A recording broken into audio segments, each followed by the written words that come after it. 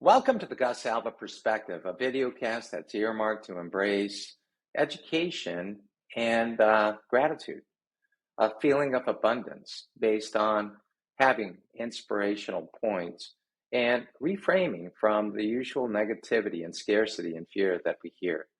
The topic that I'd like to touch on today is a very interesting and very mysterious neuropsychiatric condition called pseudobulbar affect, also known as emotional incontinence. I thought it might be fun to speak about a clinical condition that is neurologically based, which is characterized by some very interesting phenomenology.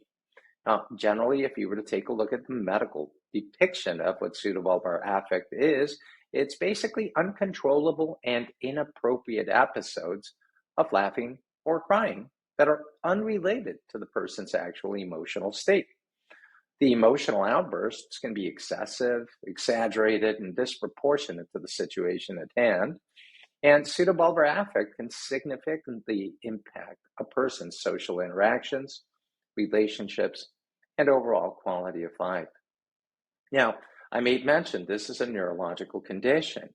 It's brought about by other neuropsychiatric conditions or illnesses, including traumatic brain injury. 1 out of 2 people that have had their bell rung could develop pseudobulbar affect. People that have had a stroke, people that have multiple sclerosis, amyotrophic lateral sclerosis, Alzheimer's disease or other dementias, Parkinson's disease, brain tumors, certainly any neurodegenerative disorder may cause pseudobulbar affect. And the consequences of this clinical condition are, far reaching, both in the social as well as the emotional front.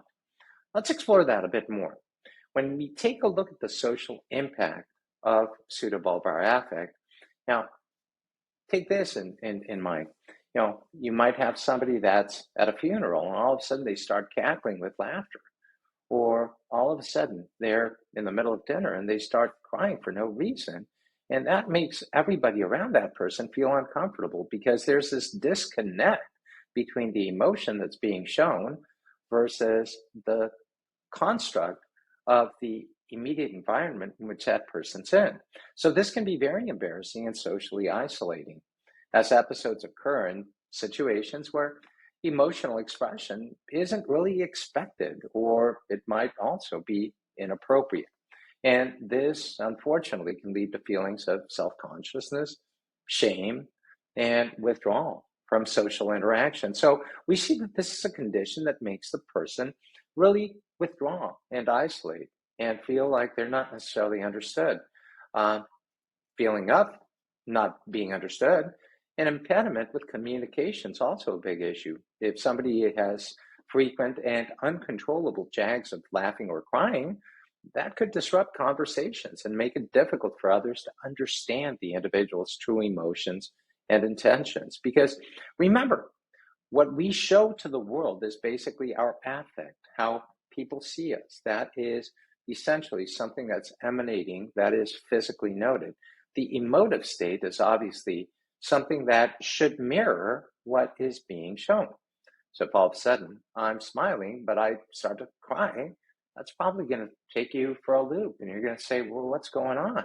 And unfortunately, that is essentially what happens. The emotional distress brought about by this condition is tied into the unpredictability, that unpredictable nature of pseudobulbar affect episodes, and the inability to control or suppress them, causing significant emotional distress in people. Individuals that have pseudobulbar affect oftentimes talk about feeling frustrated or overwhelmed or even depressed due to the impact on their emotional well-being and their struggle to express their true emotions appropriately. And obviously, anytime that we see tears, we automatically run into thinking, oh my God, that individual's depressed. When in reality, that might not necessarily be the case. I'll come back to that point in a second. If we take a look at some of the other consequences, a reduction in the quality of life of someone who suffers with pseudobulbar affect is quite notable. Pseudobulbar affect can negatively affect the quality of life of people by impeding with their ability to engage in social activities, maintaining relationships and participating in daily routines. So whether that individual be, in the community or whether they be in a facility setting, this also may raise anxiety and stress for other people that are around that person because they might not necessarily be able to figure out what's going on with them. Probably one of the biggest problems that stems from this condition is that people oftentimes are either not diagnosed because people don't necessarily add one and one to come out with two. Sometimes there are misdiagnoses and misunderstandings.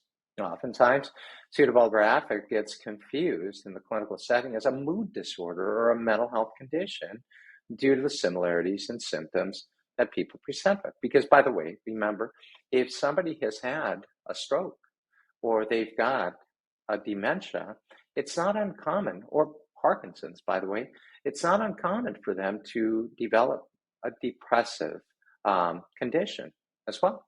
That's part of the underlying issue associated with these neurodegenerative conditions. But you can also have that and have pseudobulbar affect now having developed, and now you've got this superimposed situation, which should be caught clinically by an appropriately trained clinician.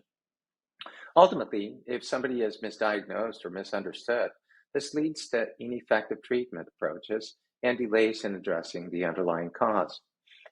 More so nowadays, we see individuals that in sporting events, for example, you see that, as a team wins a championship, you all of a sudden see a bunch of people rushing onto the stage and everybody is like all of a sudden crying when in reality they feel so happy over having, again, been able to overcome, all of the other teams during that particular season. And it's interesting because you sometimes see that some commentators will say, well, what's going on? Aren't you happy about this? Yes, but I just can't stop crying. And, even subtle issues that are oftentimes overlooked, like, bike accident or, a fall at a training gym or something else could lead towards this condition. So, I thought it might be fun to talk about some of the conditions that sometimes are seen and manifest in such a perplexing manner that they become a bit of a riddle for clinicians. But, you know, the gratitude here is in having the ability to be able to have professionals at one's disposal, and when in doubt, being able to seek out those individuals just to be able to get answers to the very vexing questions that people are experiencing and trying to figure out. Um, the medical field is one that is rich with interesting examples of esoteric conditions. Pseudobulbar affect, however, is one of the themes that I wanted to touch on because in a previous segment we had talked about traumatic brain injury, and this unfortunately is not an uncommon condition that assails many individuals. And considering that 1 out of 2 people, after having had head injury, could develop pseudobulbar affect, well, it's then important for people to be well educated about some of the other things that are not necessarily quite as common or quite as much talked about, but are clearly out there as well. I thank you for joining us on the Gus Alva Perspective. Have a phenomenal day.